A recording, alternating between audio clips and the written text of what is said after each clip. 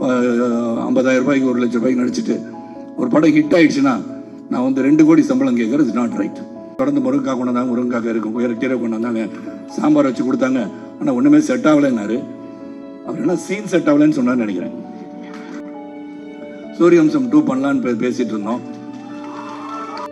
ஆனால் 100வது படம் என்ன வச்சு பண்ணலான்னு சொல்லியிருக்காருன்னு நினைக்கிறேன்.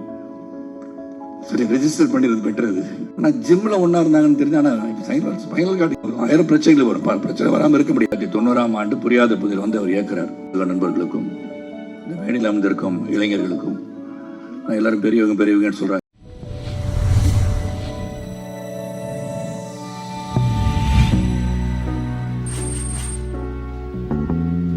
அனைவருக்கும் வணக்கம். பத்திரிகை சகோதரர்களும் ஊடக நண்பர்களுக்கும் இந்த மேடையில் அமர்ந்திருக்கும் இளைஞர்களுக்கும் நான் எல்லாரும் பெரியவங்கன்னு சொல்கிறாங்க. எல்லாமே இளைஞர்கள் தான். மனதால் இளைஞராக இருந்து கொண்டு கலைக்குலத்தை காப்பாற்றி கொண்டிருக்க ஜாம்பவங்களுக்கும் புகைப்பட நிபுணர்களுக்கும் என் அருமை பத்திரிகை சகோதரர்கள் முன்னணியில் இருக்கின்ற பத்திரிகை சகோதரர்களுக்கும், பிரகாஷ் பேசும்போது இங்கே பார்க்கணும், செல்போன் பிரியர்களுக்கும்,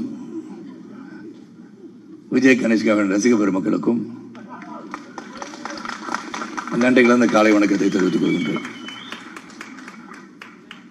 இது ஒரு நாஸ்டாலஜிக் மூமெண்ட் சொல்லணும். இந்த இடத்துல வந்து நின்னாலே 175வது நாள் விழா கமலா தியேட்டரில் மறைந்த கலைஞர் அவர்கள் இந்த விழாவிற்கு வந்து வருகை தந்திருந்தார்கள். 175th டே நாங்கள் இங்கே செலிப்ரேட் பண்ணோம்.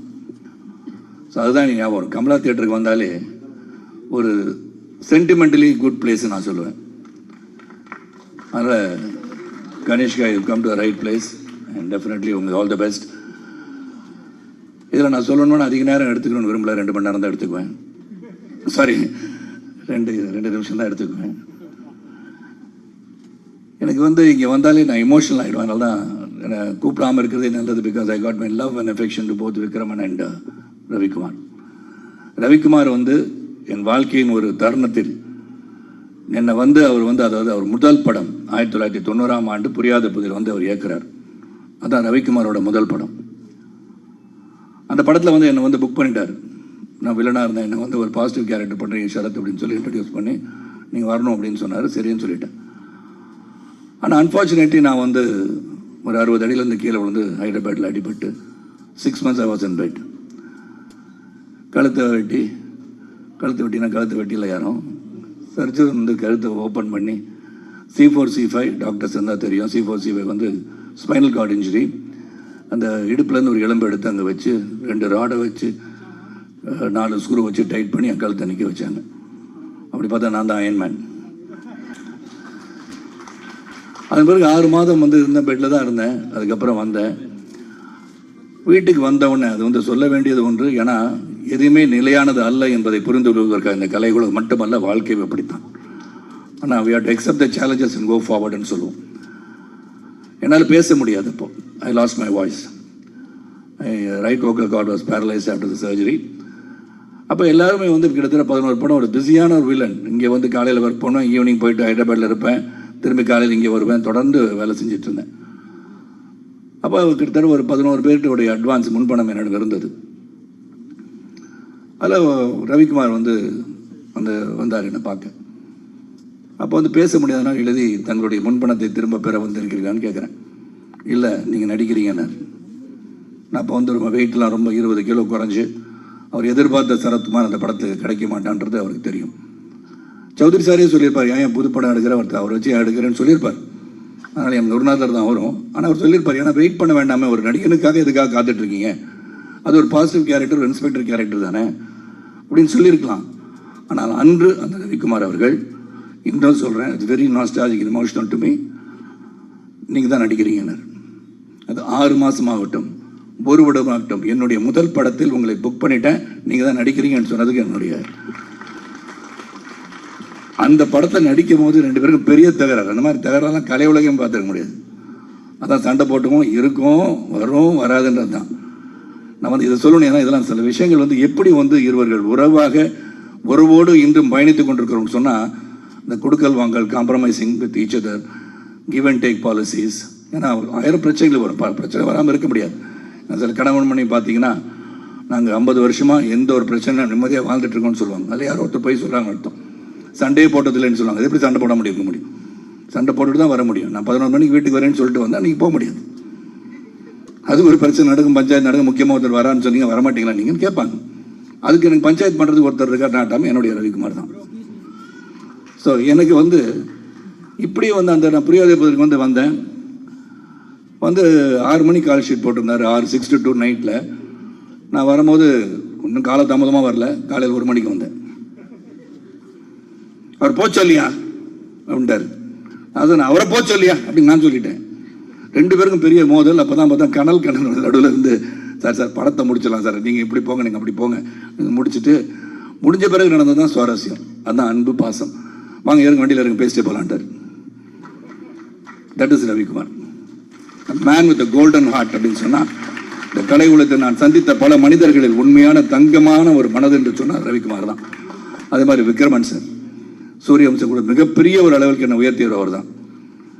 அதுவும் விக்ரமன் சாரும் ரவிக்குமார் வந்து நீங்கள் இந்த படத்தை நடிக்கிறீங்கன்னா எனக்கு அதை பற்றி எனக்கு கவலையே கிடையாது. ஸோ என்னை பற்றி நீங்கள் நடிக்கிறீங்க and Vijay Kanishka is to be introduce in this film அப்படின்னு சொன்னோன்னே ரொம்ப சந்தோஷப்பட்டேன். அதில் எந்த ஒரு மாற்று கருத்தும் கிடையாது. அந்த படம் நல்லா வரும்ன்றதுக்காக நடிக்கிறது மட்டும் இல்லை, இவர்கள் சிறந்த மனிதர்கள், இவங்கள் எண்ணங்கள் சிறக்க வேண்டும், இவர்களுடன் இணைந்து என்றுமே வாழ்நாளில் இருந்து கொண்டு இருக்க வேண்டும் நினைப்பவன் நான்.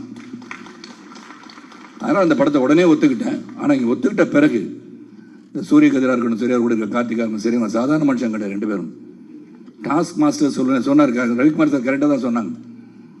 அதனால் அவருக்கு வந்து ஒரு சீனை வந்து கொஞ்சம் ஏதாச்சும் சொல்லிட்டா, அப்படியா சார், சரி சார் சரி சார் நடிச்சிடலாம் சார், அப்புறம் பார்த்துக்கலாம் சார், திரும்பி அவர் என்ன நினைக்கிறாரோ அதான் எடுப்பார் அவர். அது மாதிரி ரவிக்குமார் சார் அங்கே வந்தது வந்து ப்ரொடியூசராக வந்தார். ப்ரொடியூசராக வந்து 2-3 தடவை வந்தார். நான் அவர்கிட்ட பணம்லாம் கேட்டிருக்கேன்னு வச்சுக்கோங்களேன், நிறையா கொடுத்து வச்சுருவார். ரவிக்குமார் சரி சரி சௌஜி சார் தெரிஞ்சு அடுத்த படத்துக்கு சேர்ந்து பணம் வாங்கிக்குவேன் நான் எப்போதுமே. அந்த படத்தை நடிச்சிட்டு இருக்கும் போதே அடுத்த படம், அதுக்கு அடுத்த படம்லாம் வாங்கிறது. அந்த மாதிரி என்னுடைய பழக்கம் அவரோட. சார் இந்த விக்ரமன் அண்ட் ரவிக்குமார் வந்து சொல்லும் போது அந்த கதையை கேட்டேன். Very interesting script. அதில் வந்து கௌதம் வந்து ஒரு 20 கொலை, சாரி சொல்லக்கூடாதுல்ல கதையை, சொல்ல சார் சார் சார் அவர் 20 கொலை 21 கொலை பண்ணுறாரு. ஆக்சுவலாக நம்ம சொல்லிடக்கூடாது, இருந்தாலும் சொல்லிட்டேன். சூர்யா தப்பாக நினச்சிக்கிறீங்க, ஓகே? எனக்கு இன்னும் நீங்கள் வந்தோன்னு தான் தெரிஞ்சது சூர்யாவுடைய நல்ல நண்பர் சூரிய கதிர்னு. ஆனால் ஜிம்மில் ஒன்றா இருந்தாங்கன்னு தெரிஞ்சு. ஆனால் இப்போ ஸ்பைனல் கார்டு இன்ஜுரினால அப்படி இருக்காருன்னு நீங்கள் சொன்னீங்க. ட்ரீட்மெண்ட் போனாலும் அப்படி இருக்காரு. இருந்தாலும் நான் அவரை டாஸ்க் மாஸ்டர் பண்ணி அவரை வந்து நல்லா பாடியாக கொண்டு வந்துடுறேன் 6 மாதத்தில். அதை சொல்லியிருக்கேன் சூர்யாக்கிட்ட. ஏன்னா அந்த பாடி வந்து வெயிட் போட போட முட்டியெல்லாம் வலிக்க ஆரம்பிச்சிடும். அதில் தங்கமான மனது உள்ளவர்கள் வெயிட் போட்டனால தங்கமான மனதர்கள்கிட்ட ஹெல்த் நல்லா வச்சுக்கணும். அது மட்டும் தான் நான் சொல்லுவேன். ஏன்னா இப்போயும் இந்த 25 வயசில் நான் திடமாக இருக்கேன்னா அது காரணம் வந்து ஒழுங்காக உடற்பயிற்சி செய்து உடலை ஆரோக்கியமாக வைத்திருப்பதால் தான். ஏன்னா இங்கே வந்து மிஷ்கின் பேசும்போது ரொம்ப இறுக்கமாக எல்லாம் இருந்த மாதிரி இருந்தீங்க. ஆனால் இது சந்தோஷமான ஒரு நிகழ்வு, சந்தோஷமான ஒரு விழா, குடும்ப விழானா இதுதான் குடும்ப விழா. ஏன்னா கனிஷ்கா வந்து ஒவ்வொருத்தரையும் அவர் வந்து பேரை சொல்லும் போது இங்கே கைத்தட்டல் வருது இல்லையா, அது இங்கே மட்டும் அந்த 20 பேர் இந்த கைத்தட்டிடாதீங்க. திரையரங்குக்கு போங்க, take your friends along with you. Movie should be seen இந்த தியேட்டர் உறுதிப்படுத்துவதற்கு உங்களால் தான் முடியும், ரசிகர்கள் தான் முடியும். That is more important. அதான் சிவா சார் பேசும்போது அதான் சொல்கிறாங்க, தியேட்டருக்கு போகணும்.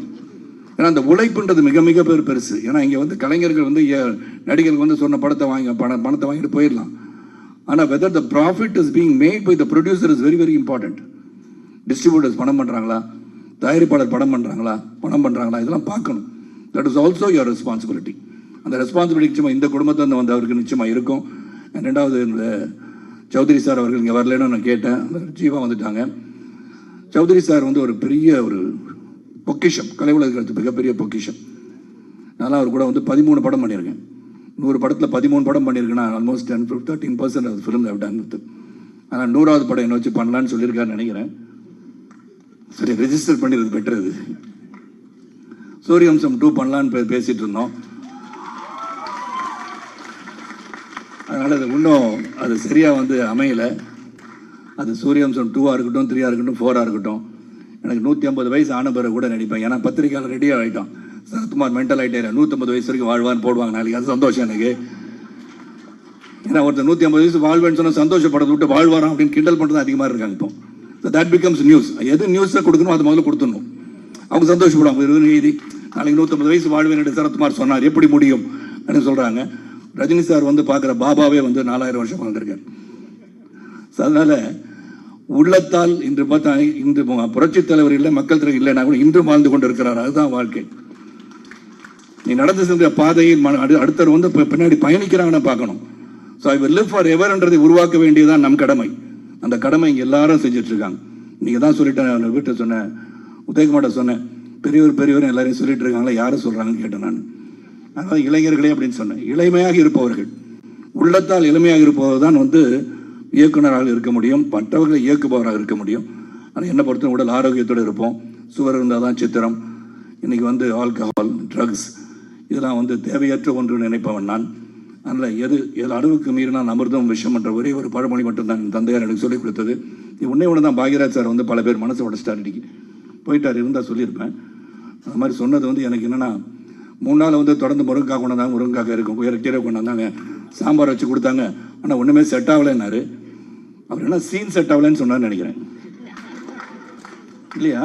முருங்கைக்காய்க்குள்ள வீரியம் இருக்காங்கன்னு எனக்கு தெரியாது. பட் என்ன சொன்னாங்க எனக்கு புரியல. உதயகுமார் கேட்டால் நீங்கள் அவரே கேளுங்கன்னாரு. நான் எனக்கு இந்த மாதிரி சொன்ன பாசு சார் சொன்ன மாதிரி எதையும் நேரடியாக கேட்டுருவேன் நான். இப்போ அவர் பின்னாடி கேட்டேன்னு நினச்சி கூட நான் பாக்யராஜ் சார் ஃபோன் பண்ணி, என்ன சார் பிரச்சனை, இந்த முருங்கைக்காய் கீரை சாப்பிட்றாங்க, உங்களுக்கு என்ன பிரச்சனை வந்துச்சு, சீன் சரியாக வரலையா, என்ன செய்வா சார் கேட்கணும் இல்லையா? என்ன சரியாக வரல, சாப்பிட்டனால வரலையா, இல்லாட்டி சாப்பிடாம இருந்தாலும் நல்ல சீன் வந்துச்சா? இதை வந்து மக்கள் தெளிவுபடுத்திருங்க. ஏன்னா இது வந்து பெரிய சர்ச்சைக்குரிய டிபேட் ஆகி the whole nation wants to know அப்படின்வாங்க. அதுக்கு வந்து ஒரு பெரிய ஒரு மேட்டரை கொடுத்துருக்காரு அவர் இன்னைக்கு. அதனால் யாரும் முருங்கைக்காய் சாப்பிட்டுட்டு இருக்கோம், தொடர்ந்து சாப்பிடுங்க, நல்லது தான். உடலுக்கு வந்து நல்ல சக்தியான ஒரு கீரைகள் சாப்பிடுவதோ காய்கறிகளை சாப்பிடுவதோ நல்லது. உடனே அது வந்து மாமிசம் சாப்பிடுவான்னு சரத்குமார் சொல்லிட்டான்னு சொல்லாதீங்க, அதுவும் கிடையாது. எல்லாம் சொல்லி நான் ஒரு பத்திரிகையாளர், அதனால சொல்கிறேன். ஏதாச்சும் ஒன்று சொன்னால் அதான் கருத்தாயிரும். ஆனால் நல்ல ஒரு விழா, குடும்ப விழா, சந்தோஷமாக சிரிச்சிட்டு இருக்க விழா, நிச்சயமாக கணேஷ்கா பற்றி சொல்லணும். Dedicated guy, is very dedicated guy. இது வந்து அப்பா வந்து இயக்குனர், அங்கிள் வந்து ப்ரொடியூஸ் பண்ணுறாரு, நாங்களாம் வந்துட்டோன்றதுக்கு அது இங்கே இருக்கிறதுக்காக நான் சொல்லலை. Scene him every time that is there in the set. டெடிகேட்டடாக உட்காந்து அந்த சீன் என்ன வந்து என்னெல்லாம் கேட்பாருன்னா, நல்லா பண்ணியிருக்கேனா அப்படின்னு கேட்பாரு. புளிக்க பிறந்தது பூனை ஆகாது. அதனால் நிச்சயமாக ஒரு டேலண்ட் இருக்குது. அந்த டேலண்ட்டை he has to only nurture the talent. நர்ச்சர்ன்னு சொல்லும் போது அவர் கதை எல்லாரும் சொல்லிட்டாங்க, கதையை கேட்கணும். நீங்கள் வந்து மற்றவர்கள், உங்களை பின்னாடி இருந்து இயக்குபவர்கள், தயாரிப்பவர்கள், டிஸ்ட்ரிபியூட்டர்ஸ், இவங்க நல்லா இருக்கும்னு நினச்சிட்டு நீங்கள் வந்து நீங்கள் கதையை செலக்ட் பண்ணி அதுக்கு தகுந்த மாதிரி நடிக்கணும். ப்ளஸ் அவங்க நல்லா இருந்தால் தான் நம்ம நல்லா இருக்க முடியும். என்னை பொறுத்த வரைக்கும் ப்ரொடியூசர்ஸ், டிஸ்ட்ரிபியூட்டர்ஸ், தியேட்டர் உரிமையாளர்கள்லாம் சிறப்பாக இருந்தால் தான் நம்ம பண்ண முடியும். அதனால் நம்ம சம்பளத்தை வந்து முதல் படத்தை நடித்தோன்னே 50,000 ரூபாய்க்கு 1 லட்சம் ரூபாய்க்கு நடிச்சுட்டு ஒரு படம் ஹிட் ஆகிடுச்சுன்னா நான் வந்து 2 கோடி சம்பளம் கேட்குறது இஸ் நாட் ரைட். கொடுக்குறவங்களும் அது கொடுக்காமல் இருக்கிறது நல்லதுன்னு நான் அந்த இதில் சொல்லுவேன். பிகாஸ் தட் இஸ் நாட், அது வந்து அதுதான் அளவுகோல் கிடையாது. தட் இஸ் நாட் தி என்ன சொல்ற, அதுதான் வந்து இலக்குன்னு சொல்ல முடியாது. அந்த படம் எதுக்காக ஓடிச்சுன்னு பார்க்கணும். சரத்குமார் வந்து நாட்டாமை ஹிட் ஆயிடுச்சு, சமுதிரம் ஹிட் ஆயிடுச்சு, சூரியன் ஹிட் ஆயிடுச்சுன்னா சரத்குமாருக்காக மட்டுமே ஹிட் ஆயிடுச்சுனோ, இட் இஸ் பிஹைண்ட் இருக்க இயக்குனர், அவர் கதை, அப்புறம் அது வந்து the way it was narrated, cameraman, everybody's team work அது. அதனால் நம்ம வந்து பேலன்ஸ்டாக எல்லாரும் இந்த கலை உலகம் சிறப்பாக பயணிக்க வேண்டும் என்று சொன்னால் நாம் வந்து திங்கிங்கில் எதை எப்படி பண்ணணும் ஒரு குழு அமைச்சு எவ்ரிபடி ஷுட் மேக் மணி. அதுதானே பிரதானம். Economically growth. இந்த எக்கனாமிக் க்ரோத் எப்போ வரும்னா நாம் சிந்தித்து பட்ஜெட் பண்ணி அதுக்குள்ளே படம் பண்ணாதான் திரையரங்குக்கு மக்களும் வருவார்கள். அதை பார்க்கணும். Sathya, hats off to you. Sathya போயிட்டாரா? மேலே மாடிக்கு வந்துட்டாங்க, கீழே வந்து மேலே பற்றி உங்களுக்கு ப்ரமோஷன் கிடச்சிருச்சு. ஆனால் சத்யாவோட மியூசிக் பற்றி சொல்லணும்னு தேவை கிடையாது. Is going to be one of the top most music directors in future years to come and wish you all the best. நான் வந்து ஒரு 12 மணிக்கு ஒரு மீட்டிங் போகிறனால நான் வந்து உங்களை விட்டு பிரிந்து செல்ல வேண்டிய காலம் வந்திருக்கு இப்போ இந்த நேரத்தில். ஐ தேங்க் ரவிக்குமார், விக்ரமன், இந்த entire team for even having thought of me. Sarath சாரை போய் கேட்கலான்னு நினச்சது எனக்கு பெரிய பெருமை தான். ஏன்னா நம்பிக்கை மேலே வச்சிருக்க நம்பிக்கை, அந்த நம்பிக்கை இந்த திரைப்படத்திற்கு வீண் போகாது. It will be one among the hit list and it will be a hit. நல்லபடியாக திரைப்படத்தில் வந்து நேரடியாக போய் சென்று நீங்கள் பார்க்க வேண்டும் கேட்டுக்கொண்டு, அடிக்கடி ரவிக்குமாருக்கும் எனக்கும் சண்டை வரதை பற்றி டிபேட் நடக்கும். அதுக்கு ரவிக்குமார் ஒரு தயாராக இருக்குமாறு கேட்டுக்கொண்டு, என்னை வந்து வாழ்த்தி பேசிய அனைவருக்கும், என்னை பற்றி வாஸ் சார் சொன்னாங்க, சிவா சொன்னாங்க, ஜெயம் ரவி சொன்னாங்க, சொன்ன அனைவருக்கும் என் நன்றியை சொல்லி, அனைவருக்கும் பிறருக்கு உதவியாக இருந்து உபத்திரவம் இல்லாமல் உதவியாக இருப்பது தான் மனித வாழ்க்கை. நாம் இருக்கின்ற சில காலத்தில் நல்லது செய்து விடைபெறுவோம்.